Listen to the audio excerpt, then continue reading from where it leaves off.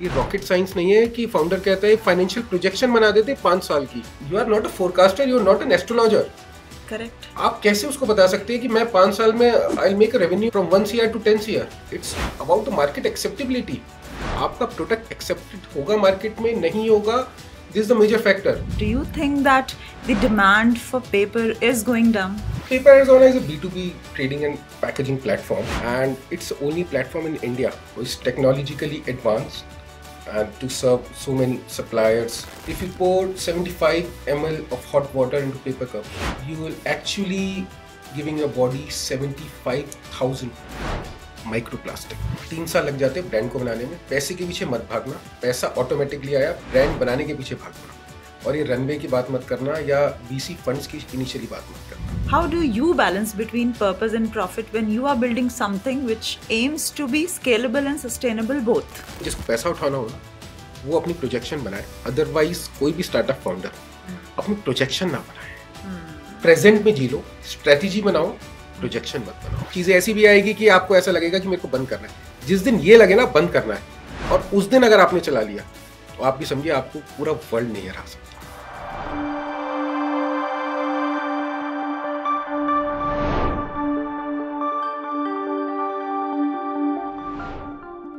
Namaskar, welcome to Jim's Founder Series. Today we are joined by Mr. Ankit Jain, a visionary founder of Paper Arizona. He is a change maker who took something as ordinary as a paper and gave it a bold new personality.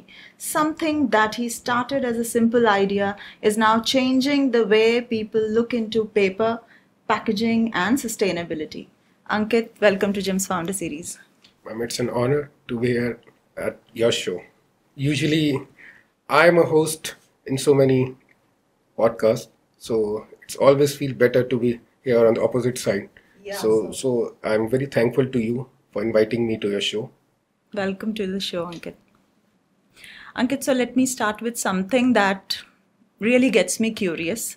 So how did this name Paper Arizona occur to you? It gives me a feeling of a place or a state of mind. So did it just click you, or there is some story or inspiration behind it? Paper Arizona, yeah. So this is a very curious question. So many people ask me why Paper Arizona. So I'm a big fan of state Arizona. So Okay. I've been to Arizona in 2019, and this company Paper Arizona we incorporated in 2022.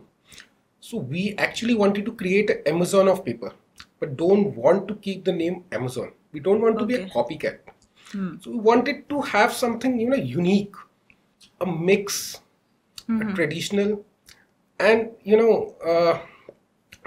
tradition along with modernization. So this is the basic crux why we choose Paper Arizona. Like paper, since we are a B2B platform, so that's for paper. And Arizona I like the most, and don't want to copy the name Amazon. This is truly interesting, I would say. So what exactly is Paper Arizona doing? The Paper Arizona is a B2B trading and packaging platform, and it's the only platform in India which is technologically advanced and to serve so many suppliers and buyers. And you can say it's a marketplace on an aggregator, and it's one of its kind in India only. Technologically advanced platform Okay. to give the customization.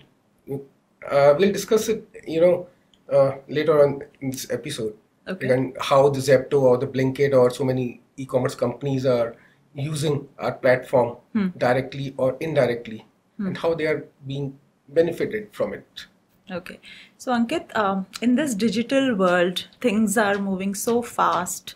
We have ebooks, emails, Facebook, Insta and whatnot. So people have now started thinking that slowly and gradually paper is going to be irrelevant. So what's your say on that? Do you think that the demand for paper is going down? See, there are two aspects to answer this question.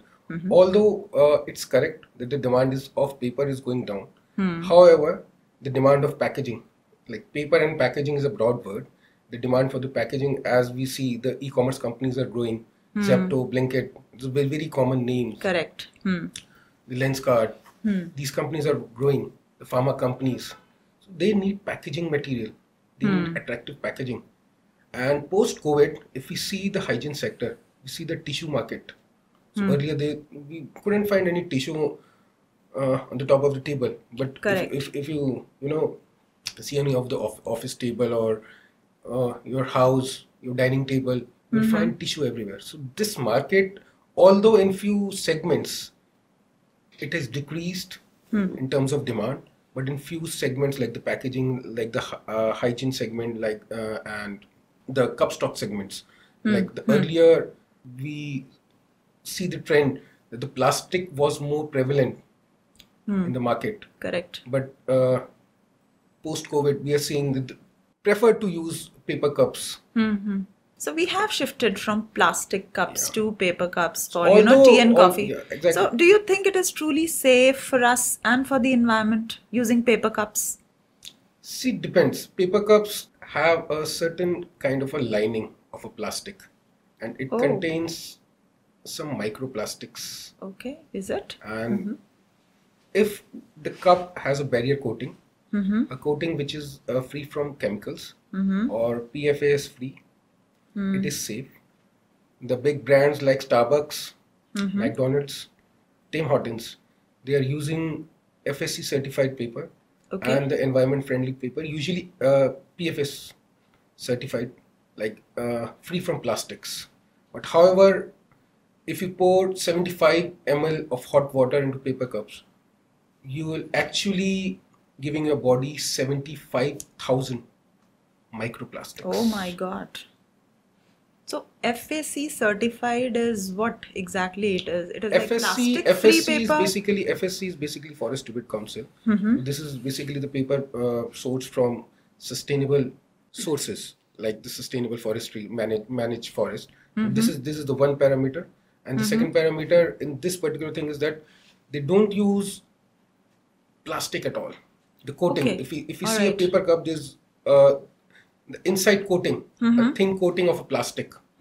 This is a plastic coating, and when we pour hot water or boiling water or a tea, which is a temperature of 75 degrees, anything above 50 degrees, so the microplastics present in that lining, because when you will fix the wall and the bottom of that cup, it needs some certain amount of glue. Okay. It is not possible to manufacture a cup without glue, and that glue is 100% plastic. Oh.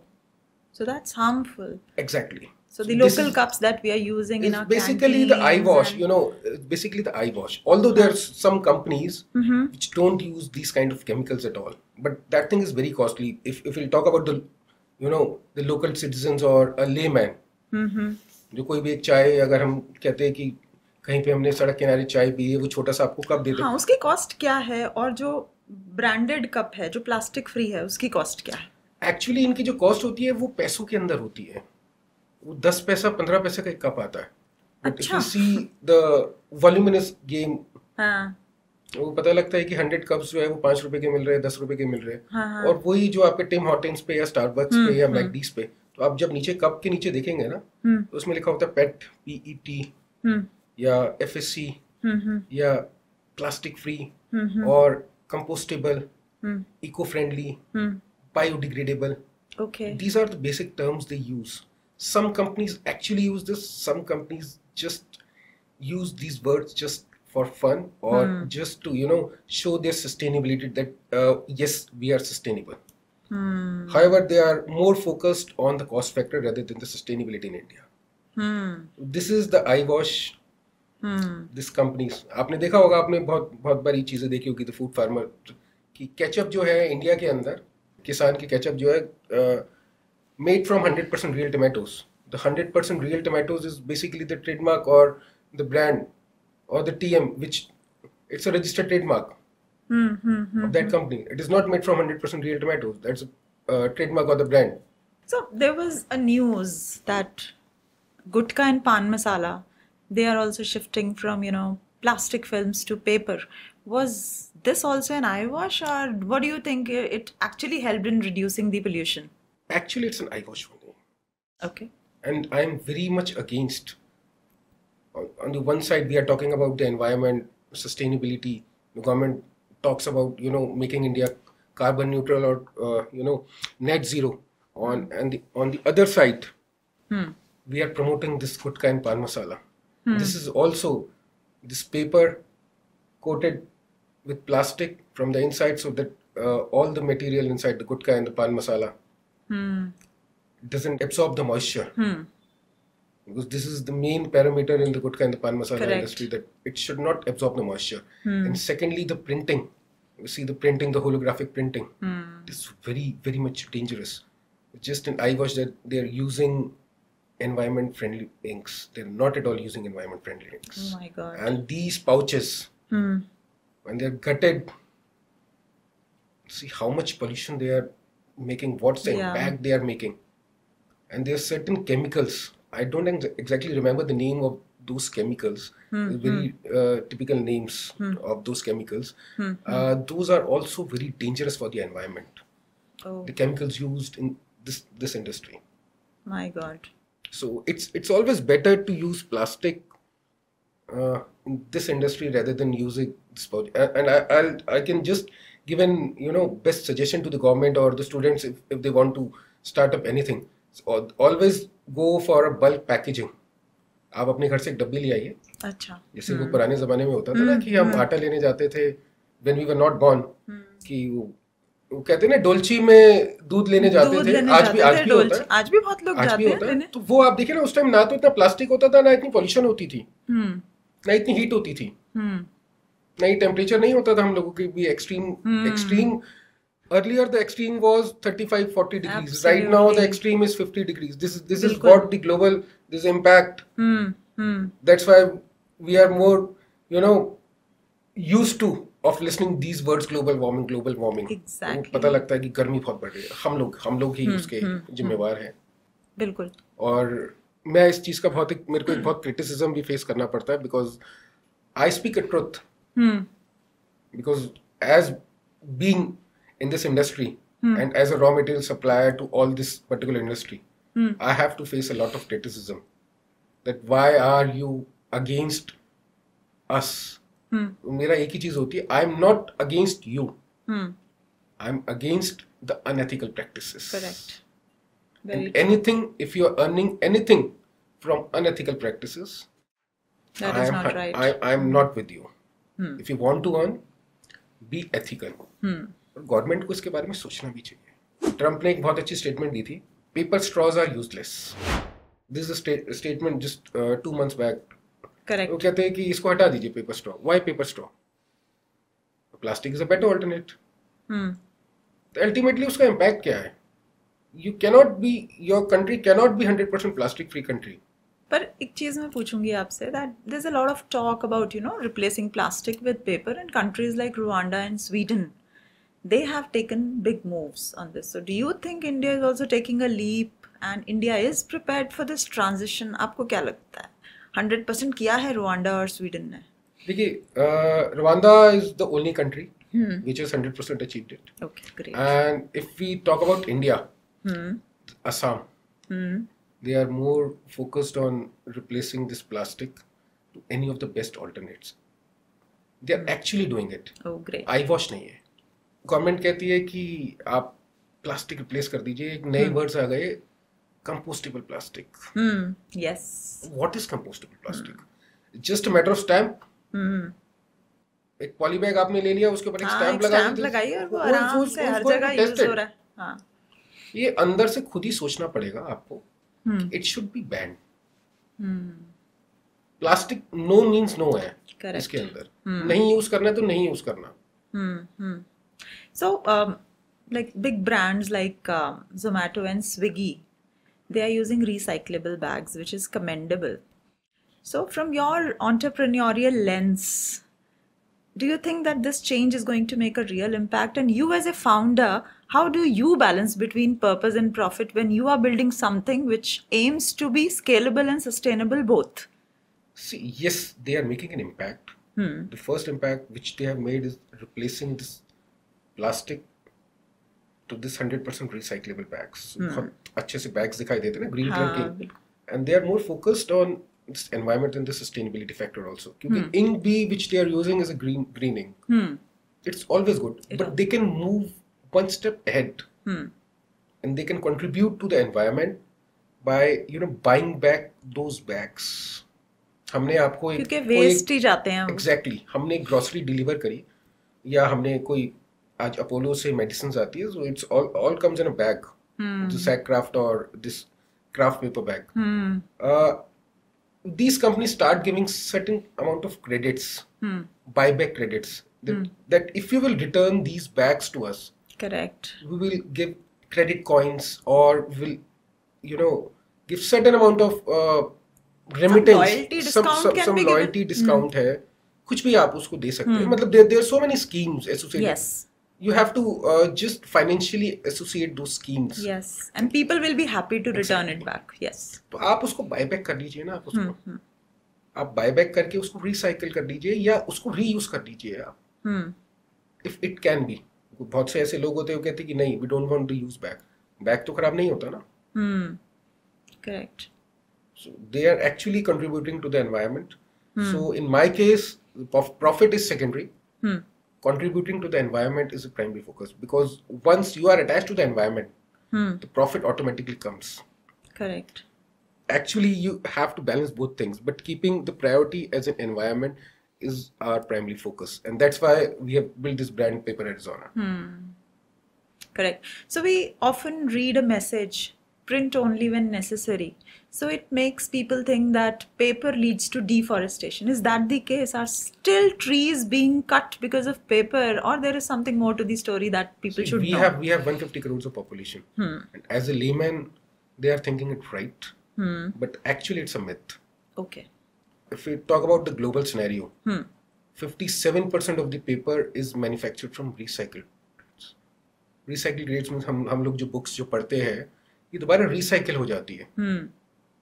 अब India में अगर हम if we talk about India, so we are manufacturing majorly from recycled waste. It's around 46%. Wood grades जिसको आप जो कहते हैं ना पेपर ये पेड़ काट के wood grades, मैं उसके बारे में भी अभी आपको बताऊंगा. That is only 32%. And agro grades हम जिसको बोलते हैं कि wheat बगास आपका agricultural residue आपका मैं थोड़ा सा बता भी देता हूँ इसके बारे में. एग्रीकल्चरल रेसिड्यू होता है कि हम लोग जो गेहूं वीट इसके ऊपर का जो कवरिंग जो होती है या चावल के ऊपर की, इससे पेपर बनता है. तो ये कि मिथ चली आ रही है वर्ल्ड वाइड ही 57% पेपर रिसाइक्लेबल सोर्सेज से पेपर बनता है. 57. ग्रेट. और पेपर इंडस्ट्री, यूएस की पेपर इंडस्ट्री की बात करता हूँ जहां से मेजॉरिटी अच्छा खासा पल्प आता है. एक दिन के अंदर they are planting 1.7 million trees. Paper industry in US is planting a day. और एक स्टेट की अगर हम बात कर लेते हैं ना यूएस के अंदर, they are one state is planting 4 million trees. Oh, great. And in India, commendable. Paper industry, they are planting 4 trees for every single tree cut, and those trees cut for the paper, they are actually comes under managed forestry. जो हम जो अभी बात करते हैं FSc की बात करते हैं. FSC basically it's a non profit organisation, और ये पिक्चर में इसीलिए आई थी कि आपका रॉ मटेरियल, द पेपर का जो रॉ मटेरियल होता है, पैकेजिंग का जो रॉ मटेरियल होता है, जो भी वुड जो होती है, it comes from the sustainable sources. They can track whether this tree is cut from the managed forest, the sustainable forest or not. This is the basic. तो ये एक मिथ है कि पेपर यूज करना इसका मतलब ट्री काटना. ऐसा नहीं होता. आपके पास एक फार्म है, गवर्नमेंट फार्मलैंड देती है, वो कहती है कि आप इसके ऊपर पेड़ उगाइए और उसको आप अपने पेपर मैन्युफैक्चरिंग प्रोसेस में यूज कीजिए. 32% वो कितनी एम्प्लॉयमेंट देती है ये इंडस्ट्री. तो ये कि मिथ है ये, और ये स्टार्टिंग से ठीक है ये चली आ रही है. गवर्नमेंट भी इसके ऊपर बहुत फोकस्ड है, लेकिन ये जब तक लोग नहीं समझेंगे, वो कहते हैं ना डिजिटलाइजेशन, आपने भी अभी बताया कि ये इंडस्ट्री को बेसिकली खा रहा है. ठीक है, आंखें भी तो खराब कर रहे हैं ना. This is a great information that you have given. So you have invested in more than 30 startups across logistics, solar, edtech, health tech, and many more. So any one quality that you look for in a founder before you say yes to any startup? Founder should be humble. Okay. Secondly, he should have the perfect knowledge of what exactly he is willing to create. thirdly, their concept should not be a copied concept. Okay, great. आजकल founders क्या करते हैं, वो Dubai जाएंगे, US जाएंगे, UK जाएंगे, कोई भी कॉन्सेप्ट है कॉपी करके ले आएंगे और यहाँ पे पिच टेक बना के आके हम लोगों को, मेरा इनबॉक्स, लिंक्डइन का inbox, usually I get somewhere around 40-50 messages daily regarding the investment. उन लोगों को पता ही नहीं कि एग्जैक्टली क्या करना है. So you have to firstly define what exactly you want to create. और दुनिया इतनी एडवांस हो चुकी है, you have to keep yourself one step ahead what the others are thinking. और कोई भी चीज ना, आपको ना एक बार स्टार्ट कर दीजिए. जब धक्के खाएंगे ना, रिस्क नहीं लेना चाहते लोग, रिस्क नहीं लेना चाहते. जब से ये आपका शार्क टैंक आ गया, या एक बहुत न्यूज आती है, इनट्रैकर की न्यूज आती है, Entrackr is a very reputed organisation, या स्टार्टअप एफआई की न्यूज आती है, तो वो देखते हैं. अपने इकोनॉमिक टाइम्स के अंदर भी एक न्यूज आती है कि this company is a funded company. So this is funded company means या my company is a funded company, my collar is up. ऐसा नहीं है. इफ यू आर बूटस्ट्रैप, हाँ बिल्कुल, आपने हाँ, हम लोग कहते हैं कि earn then burn, but some founders say burn then earn. So there's always a conflict. जितने भी family offices, I'll just tell you one thing which actually most of the people doesn't know. Most of the family offices or the venture capitalists in India are basically those companies who runs a traditional business, and they have actually created a fund, a separate fund. So the traditional business is still the best, I would say, because they know how to penetrate in the market, how to build a brand. ये rocket science नहीं है कि founder कहता है financial projection बना देते 5 साल की. If you are not a forecaster, you are not an astrologer. Correct. आप कैसे उसको बता सकते हैं कि मैं 5 साल में I will make a revenue of from 1 CR to 10 CR. It's about the market acceptability. आपका प्रोडक्ट एक्सेप्टेड होगा मार्केट में, नहीं होगा, दिस द मेजर फैक्टर. क्या कंपटीशन है, उनका सॉर्ट नहीं है, strength, weakness analysis, threat, they don't know. एक चीज ऐसी बताइए जो आपको लगता है कि ये एक बहुत बड़ा फैक्टर है जिसकी वजह से फाउंडर्स इनिशियली स्टार्ट तो बड़ा अच्छा करते हैं लेकिन वो स्टार्टअप चल नहीं पाता. मेजर फैक्टर, क्या कमी रह जाती है? एक वर्ड आ चुका है इनके अंदर, रनवे. हम लोगों ने तो एयरलाइंस, एविएशन इंडस्ट्री में सुना था रनवे. आजकल जो भी हम लोगों को पिचिंग जो देता है ना, कहते हैं सर हमारा रनवे इतना है. तो मैं एक ही चीज बोल देता हूँ, यार फ्लाइट उड़ा रहे हो क्या, या स्टार्टअप बना रहे हो? What is runway? अरे आप चालू कीजिए. जल्दबाजी. देखिए फाउंडर क्या गलती करता है, टीम कहता है मैं खुद ही सब कुछ, डेलीगेशन, बेसिक जो गलती जो हम लोगों ने भी कर रखी है. This is what we have learned also after so many failures. ऐसा नहीं है कि from mistakes is very important, but you should always learn. ऐसा नहीं है कि वो रिपीट अगर कर रहे हो ना, then it's your mistake. Correct. वो आपको ना कुछ चीज सिखा के जा रही है, मिस्टेक. एंड दैट्स आप एजुकेशन के ऊपर cost is always, you know, cost of the education. Correct. This is also the cost. उससे कुछ ना कुछ नहीं सीख रहे तो वो आपकी बेवकूफी है, आपकी गलती है. तो ये जल्दबाजी, जल्दी पैसा उठाना, जल्दी आगे बढ़ना, और अपनी अनरियलिस्टिक प्रोजेक्शंस, फाइनेंशियल प्रोजेक्शंस. मैं सजेशन ये देता हूँ, जिसको पैसा उठाना हो ना, वो अपनी प्रोजेक्शन बनाए. अदरवाइज कोई भी स्टार्टअप फाउंडर अपनी प्रोजेक्शन ना बनाए. प्रेजेंट में जी लो, स्ट्रेटेजी बनाओ, प्रोजेक्शन मत बनाओ. करेक्ट. ये स्ट्रेटेजी नहीं बनाती, प्रोजेक्शन बनाते हैं. Very well ये एक गलती जो मैक्सिमम फाउंडर्स कर रहे हैं. We have around 1.5 lakh startups in India. और जिसकी आप बात करते हैं कि ये क्यों फेल होते हैं, ये 1.5-2 साल के अंदर ये एक्चुअली डिक्लाइन होना चालू हो जाते हैं. टीम क्रिएट करनी नहीं. करेक्ट. और कुछ स्टार्टअप्स फिर ये मैनिपुलेशंस के अंदर आ जाते हैं. फाइनेंशियल मैनिपुलेशंस है, टैक्स मैनिपुलेशंस है, इसके अंदर आ जाते हैं. दे वांट, मतलब वो उनको इकोसिस्टम जो है ना इतना अट्रैक्टिव नजर आता है कि I want to be on the top. तो वो जो टॉप के आने की जो होड़ होती है ना, they are actually declining. Correct. तो शांति से स्टार्टअप बनते हैं. बिल्कुल, absolutely, very well said. So there is a difference between, you know, selling a product and building a brand. How did you shape Paper Arizona into a brand that your clients, they remember, connect with, and keep coming back to you? Ours is basically something, we are basically operating on a different strategy. So ours is a B2B platform. as I say, technological platform. So we only focused on the tech part, and the main focus was that why we focused is that there was lack of systematic procurement chain in our industry, and I was the sole person in the industry to start this WhatsApp or the email marketing, and there was huge criticism initially from our competitors. Why are you showing your stocks, available stocks, to the others? तो मेरा एक ही चीज होता था. I won't name the companies. They are the big brands like 10,000 CR, 20,000 CR brands. The principal mills from where we procure from. तो मेरे को कहते थे आप अपने स्टॉक्स क्यों बेचते हैं? तो मेरा एक ही चीज होता था, एयरपोर्ट से पहले आपको बहुत बड़ा एडवर्टीजमेंट लगा हुआ है. What's the need for that advertisement? तो उनको मैंने एक ही चीज सिखाई.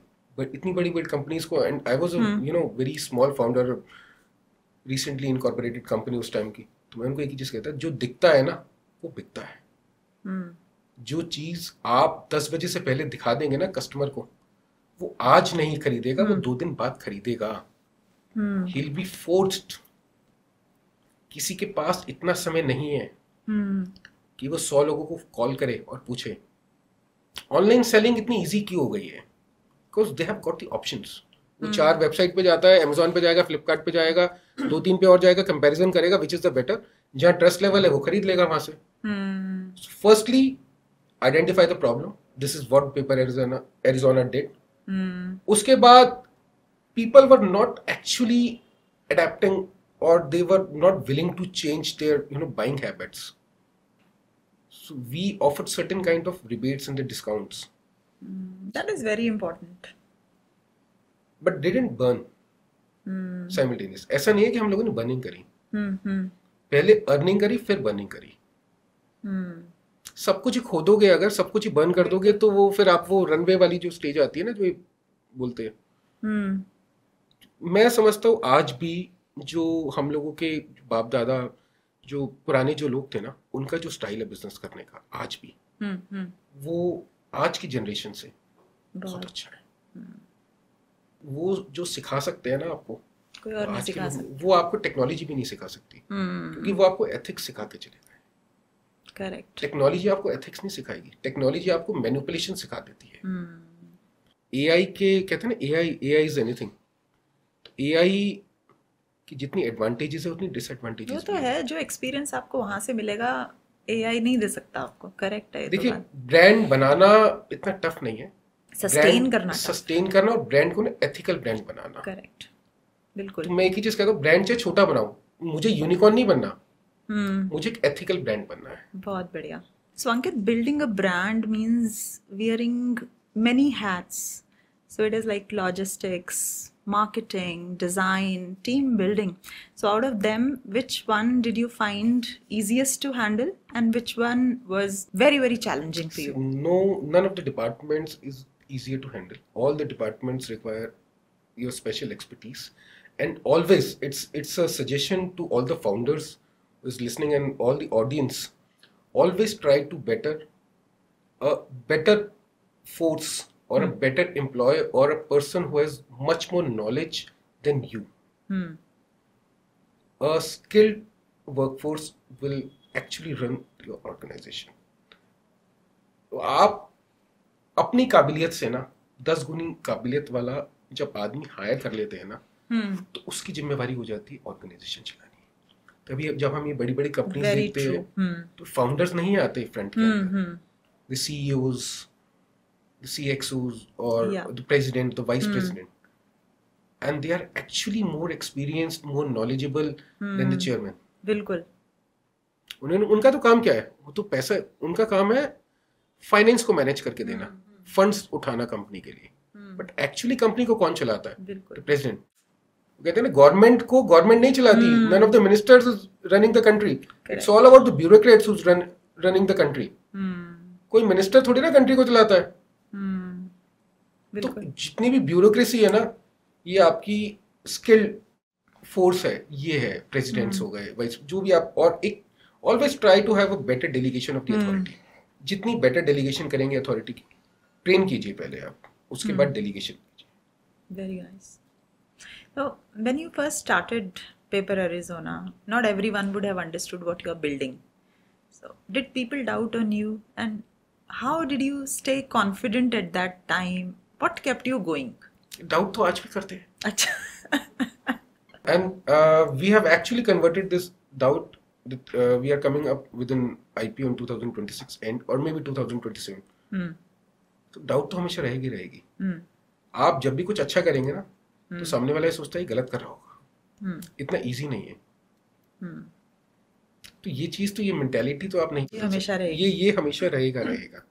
बट आपको ये देखना है कि you are not on a wrong path, you are doing better, और कुछ एनवायरनमेंट के लिए अच्छा कर रहे हैं आप. मेरे साथ ये है कि we always try to procure sustainable paper.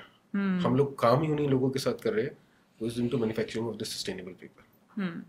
बहुत बार चीजें ऐसी होती है कि हल्की क्वालिटी का पेपर बोलते हैं लोग कि सेल कर लीजिए. हर टाइप की चीजें होती है. एथिकली स्ट्रांग बना लीजिए, ऑर्गेनाइजेशन ऑटोमेटिकली स्ट्रांग बन जाएगी. So everyone's talking about AI these days. Do you think AI is playing a role in paper and packaging trading also? Is tech going to bring a bigger difference in this traditional industry also? आपको क्या लगता है? Already it started. Online तो आप खरीद सकते हैं. Online आज पेपर भी खरीद सकते हैं. स्पेसिफिक AI का क्या रोल है? AI बेसिकली आपकी डिमांड प्रेडिक्शन के लिए इस इंडस्ट्री में बहुत काम आता है. ओके. और सेकेंडली AI का अभी हम जो फ्यूचर जो देख रहे हैं, कार्बन न्यूट्रलिटी, ओके, आपकी सोर्सिंग, कार्बन फुटप्रिंट्स, इसके लिए AI इस इंडस्ट्री के लिए तो मतलब भगवान ही बोलूंगा मैं. डिमांड प्रेडिक्शन आज मुझे ये पता लग जाए कि what will be your demand in another 6 months, and if you can able to make it out with AI, उससे बढ़िया क्या है. मैं आपको इसका एग्जांपल बताता हूँ. जब भी आप कोई एक ट्रेवल के लिए सर्च करते हैं ना, तो AI आपको आपके फेसबुक तक, इंस्टाग्राम तक छोड़ता नहीं है. This all about AI. वो SEO नहीं है. आपने फेसबुक खोला, आप एक MMT के ऊपर कोई भी फ्लाइट सर्च कर लीजिए. आप फेसबुक खोलेंगे, योर सर्च इंजन जो है वो आपको MMT का एड जो है ना फेसबुक पे भी दिखा देगा. लिंक्डइन पे तो नहीं है क्योंकि लिंक्डइन उसको एक्सेस नहीं देता. LinkedIn is a very professional. Insta पे जाएंगे तो आपको स्टोरीज पे दिखा देगा. It's all about AI. आज AI तो सब कुछ ही AI तो कर रहा है. आज paper industries technologically very advanced. कोई वेरिएशंस नहीं होती इस इंडस्ट्री के अंदर. कार्बन न्यूट्रलिटी की हम बात करें तो this industry is I think one of the best industries who's adopting these procedures of carbon neutrality. Water conservation, they've started CII. Forest management इनका है. Sustainability के ऊपर ही बहुत फोकस करती है ये इंडस्ट्री. और बहुत सी इंडस्ट्रीज ऐसा नहीं है कि जो इसके ऊपर इतना फोकस्ड हो. तो ये सारा AI का तो है. फ्यूचर तो सारा AI ही है. Entrepreneurship वैसे it's not easy, right? And you also must have faced many challenges. So, can you quote any one incident where you almost lost it? But then, how did you come out of it? How did you fix that problem? पैसा खत्म हो गया था मेरे पास. अच्छा, ये कब की बात है? ये बात है 2022. अच्छा. मुझे पेपर एरिज़ोना स्टार्ट करनी थी. बहुत पुरानी बात नहीं है. हाँ, 3-4 साल पुरानी बात है. मुझे पेपर एरिज़ोना स्टार्ट करनी थी. टेक प्लेटफॉर्म स्टार्ट करना था. एग्जैक्टली कब स्टार्ट किया आपने? दिसंबर 2022. अच्छा. उससे पहले I was very much familiar of this startup ecosystem and I used to keep on investing into different startups. So that's why I have more than 34 startups. So we are into edtech also. Yes. We are into logistics also. Correct. तो उस दिन ये सोचा था कि take भी बनाना है, logistic की कंपनी भी बनानी है, बेवरेजेस में भी जाना है, अच्छा, और कम्युनिटी प्लेटफॉर्म भी बनाना है, पॉडकास्ट भी बनाना है. तो उस दिन एक दिन था ही सोचा था. तो मैं बहुत सारे VCs के पास मैंने अप्रोच किया. तो वो कहते हैं ये तो नहीं चलेगा. इतनी सारी चीजें कैसे चलेंगी एक साथ? नहीं, ये पहले तो पेपर एरिज़ोना बनाना था ना. पेपर एरिज़ोना से कमा के इन सब चीजों को बनाना था. अब पेपर एरिज़ोना बनाने के लिए पैसा चाहिए. पर आपने तब उस टाइम पे ऐसे नहीं सोचा कि अभी पहले मैं एक तो अच्छा चला लूं, फिर मैं पहले तो चलाया ही जाऊंगा. माइंड में तो एक आपका टारगेट तो था ना, एक स्ट्रेटेजी थी कि मुझे यहाँ से कमाना है and I have to diversify into different segments. और मुझे करना है 1 साल में. और कभी किसी ने ऐसा नहीं कहा सपने बहुत ज्यादा देख रहे हो? सबने कहा ये तो चलेगा ही नहीं. तू तो हवा में उड़ रहा है। ये कभी कभी कोई ऑनलाइन भी खरीदता है। मेरी एक्चुअली इंस्पिरेशन जो थी ना वो JSW स्टील थी। तो मैंने ये सोचा अगर स्टील ऑनलाइन बिक सकती है ना, अगर टाटा या जिंदल स्टील ऑनलाइन बेच सकता है तो मैं पेपर ऑनलाइन क्यों नहीं बेच सकता। So, वो एक्चुअली मेरे को ना बहुत इंस्पायर करके गया। क्योंकि I am not a tech person, मैं कोई टेक्नोलॉजिकली एडवांस नहीं हूँ। शायद किसी कॉलेज वाले को या 12th के बच्चे को मेरे से ज्यादा टेक या एआई आती होगी। हम लोगों की कॉलेज टाइम में एआई नहीं सिखाई जाती थी, हम लोगों को कोडिंग नहीं पता। हम लोगों ने इन स्टार्टअप्स में इन्वेस्ट इसीलिए किया है कि हमें पता है फ्यूचर यही है। वो लोग हमें सिखा देंगे। मैं आज स्कूल तो नहीं जा सकता ना। बिल्कुल। हम लोगों ने इन्वेस्ट करना चालू कर दिया। तो मैं बहुत सारे उस टाइम VCs के पास गया, बहुत सारे एंजल इन्वेस्टर्स के पास गया। कहते थे चलेगा ही नहीं। मैंने कहा कोई बात नहीं, नहीं चलेगा तो मैंने बहुत सारी गवर्नमेंट की स्कीम्स देखी। अच्छा यार पैसा तो चाहिए काम करने के लिए, और पैसा फैमिली से तो लेना नहीं। ये अपने आप में ना हो गया था, सोच के रखा था कि लेना नहीं है, लूंगा तो वापसी कर दूंगा। तो मेरे को गवर्नमेंट की ग्रांट मिल गई 5 करोड़ की, कमेंडेबल, फर्स्ट ईयर में। और जब वो ऑफिसर्स जो उनके प्रेसिडेंट्स थे या आपके जो स्टार्टअप इंडिया वाले जितनी भी पूरी इनकी टीम जो थी, और जो बैंक्स वो आते ऐसा आपका इंटरव्यू लेते 2-2 घंटे के लिए, 3-3 घंटे के लिए, कि पता नहीं सारी आपकी जन्म कुंडली हिस्ट्री सब कुछ निकाल लेते। कितनी डॉक्यूमेंटेशन, कितनी ड्यू डिलीजेंस। मैं लगा रहा, मैंने कहा छोड़ना नहीं है, करना है। वो एक हिट मेरे को ऐसा मिला कि आफ्टर 1 ईयर, मेरा 1 साल बाद we started into 5 to 6 startups. Confidence कितना बढ़ गया होगा 5 करोड़ की फंडिंग के बाद। कॉन्फिडेंस बढ़ गया। तो ऐसा नहीं है कि आपको VC फंड से उठाना है। आपने अगर कुछ चीज ठान ली ना, विल अगर आप में है ना, यू कैन बिल्ड एनीथिंग। तो वही स्ट्रेटेजी वही है, इधर उधर नहीं भागे। माइंड में यही था, firstly paper Arizona, then you have to diversify into different segments. तो राकेश झुंझुनूवाला जी की बहुत बढ़िया चीज मेरे को याद कि अगर आपके पास 100 रुपए है ना, तो 25-25 रुपए 4 जगह डिवाइड कर दीजिए। आपको ये नहीं पता कि वो 25 रुपए 2500 कब बन जाएंगे, और जो दूसरी जगह जो 25 रुपए है वो 12.5 कब रह जाएंगे। Always divide your money into diversified business. कोई ना कोई कभी ना कभी तो चलेगा, और कोई ना कोई डूबेगा भी जरूर। मैंने आपको बताया ना कि 25 के 12.5 कब हो जाएंगे, पता नहीं चलेगा, और 25 के 2500 कब हो जाएंगे। तो जब वो डाइवर्सिफाइड, इक्वली डाइवर्सिफाइड आप कर देते हैं ना, वो उनकी एक स्ट्रेटेजी। देखिए ये मैंने आपको बताया ना, ये ट्रेडिशनल लोग थे।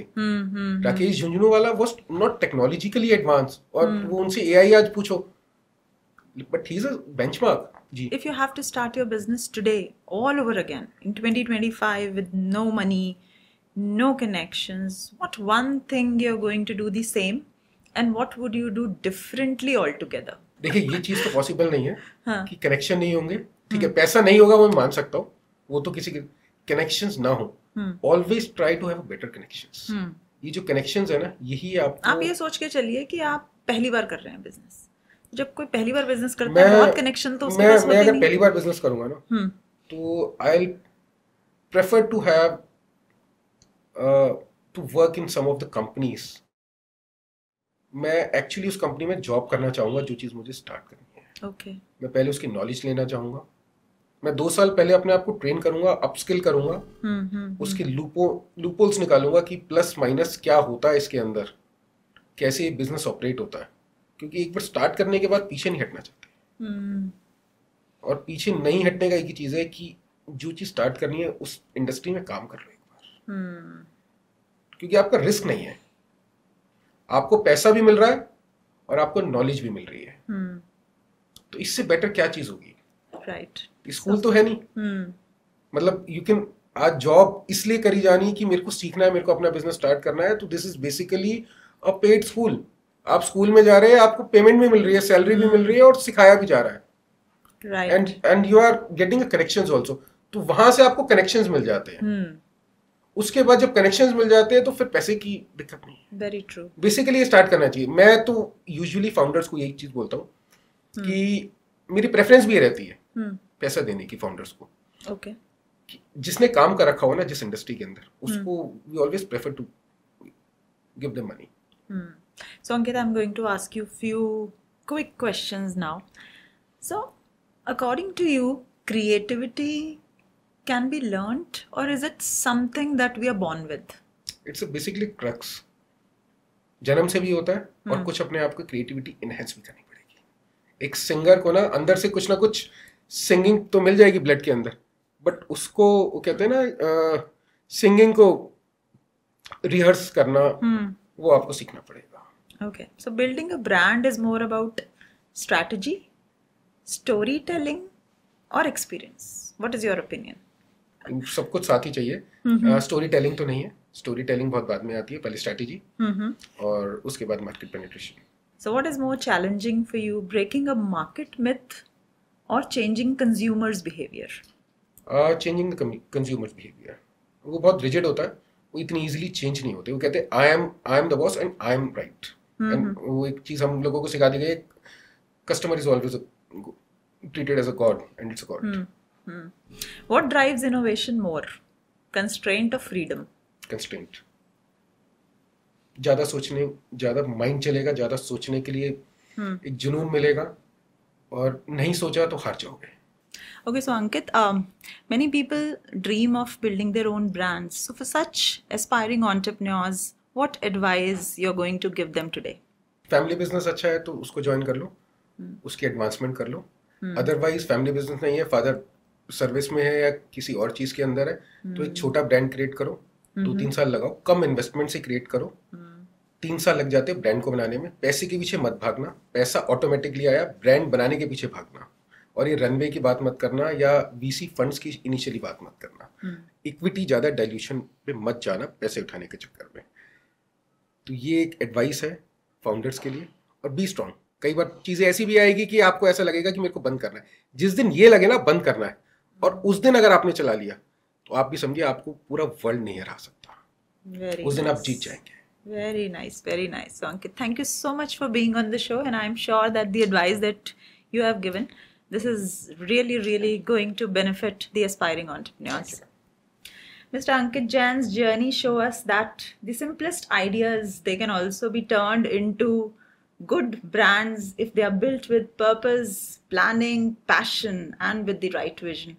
We wish Paper Arizona continued success, and with this I conclude my 15th episode of Jim's Founder Series. Dhanyavad.